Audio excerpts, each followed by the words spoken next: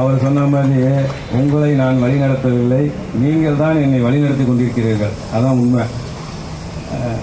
Paramedical lab கல்வி மற்றும் நலச்சங்கம் நடத்தக்கூடிய கவன ஈர்ப்பு ஆர்ப்பாட்டத்திற்கு வருகை இருந்திருக்கக்கூடிய மேடையில் இருக்கக்கூடிய மாநில நிர்வாகிகளே, பல்வேறு மாவட்டங்களிலிருந்து வருகை இருந்திருக்கக்கூடிய மாவட்ட நிர்வாகிகளே, தோழர்களே, இந்த கண்டன ஆர்ப்பாட்டத்தை துவக்கி வைத்து சிறப்புரையாற்றி சென்று இருந்திருக்கக்கூடிய மதிப்புக்குரிய தோழர் டாக்டர் ஏ சாந்தி அவர்களே, நிறைவுரையாற்ற வருகை இருந்திருக்கக்கூடிய மதிப்புக்குரிய தோழர் டாக்டர் ஜி ஆர் ரவீந்திரநாத் அவர்களே, ஏனைய தோழர்களே, உங்கள் அனைவருக்கும் வணக்கத்தை தெரிவித்துக் கொள்கிறேன்.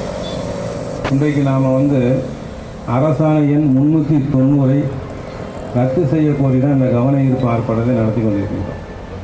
இதற்கு காரல் மார்க்ஸுடைய ஒரு வரியை நினைவுபடுத்த விரும்புகின்றேன். உலக தொழிலாளர்களே ஒன்று கூடுங்கள், மன்னிக்கவும், இழப்பதற்கு நம்மிடம் எதுவும் இல்லை, அடிமை சங்கிலியை தவிர, பெறுவதற்கோர் பொன்னுலகம் காத்திருக்கின்றது. என்ன அருமையான வரிகள்! காரல் மார்க்ஸ் பல நூறு வருடங்களுக்கு முன்னாலே என்ன சொல்லியிருக்கிறார்? உலக தொழிலாளர்களே என்று தான் சொல்லியிருக்கிறார். எங்கேயாவது தமிழ்நாடு தொழிலாளர்கள், இந்திய தொழிலாளர்கள் சொல்லியிருக்கிறாரா? இல்லை. அப்போ தொழிலாளர்கள் பிரச்சனை நீண்ட காலமாகவே இருந்து கொண்டிருக்கிறது. அப்போ அமைப்பு ரீதியாக போராடுவதற்கு சங்கங்கள் அவசியம் என்ற ஒரு மாபெரும் தத்துவத்தை அவர் அன்னைக்கே சொல்லிட்டு போயிருக்கிறார். நீங்களாம் காரல் மார்க்ஸ் யாராவது பார்த்துருக்கீங்களா? பார்த்ததே இல்லை, பார்த்துருக்கவே முடியாது. படங்களில் பார்த்துருக்கீங்க.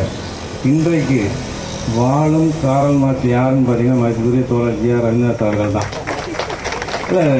பெருமைக்காக சொல்லல, மருத்துவத்துறையில் நடைபெறக்கூடிய அனைத்து பிரச்சனைகளுக்கும் முன்னின்று போராடக்கூடியவர்.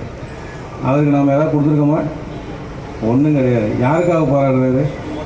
மருத்துவத்துறையில் இருக்கக்கூடிய யாராக இருந்தாலும், பணியாளர்கள் யாராக இருந்தாலும் அவருடைய பிரச்சனைகளுக்காக முதல் ஆளாக இப்போ நீங்கள் கூப்பிடுறீங்களோ கூப்பிடலையோ தகவல் தெரிஞ்சாலே வந்துடுவாங்க. எனக்கு தெரிஞ்சு டிஎம்எஸில் ஒரு மிகப்பெரிய போராட்டம், நர்சுகள் போராட்டம் நடந்தது.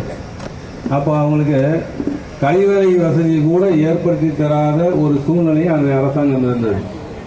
அப்போ உடனடியாக அங்கேருந்து டாக்டர்களுக்கு தான் ஃபோன் வந்தது. உடனே ஸ்பாட்டுக்கு போய் அந்த வசதியை உடனடியாக ஏற்படுத்தி கொடுத்தார்.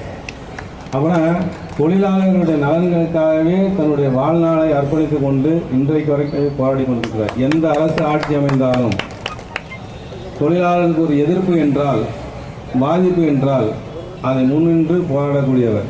ஒரு